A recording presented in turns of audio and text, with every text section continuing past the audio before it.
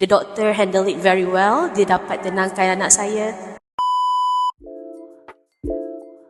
Kita search dekat online and then jumpa klinik ni, and we found out that macam the slot okay, so I proceed dengan booking semua WhatsApp. So that's why hari ni kita proceed dengan prosedur lah. So far dalam bilik prosedur tadi, saya tengok anak saya yang second ni menangis kan, sebab abang dia sebab tengok abang dia kena sunat dulu. Tapi then I feel like the doctor handle it very well. Dia dapat tenangkan anak saya. Yeah, very good, right? So anak saya pun tenang, and we are alhamdulillah happy.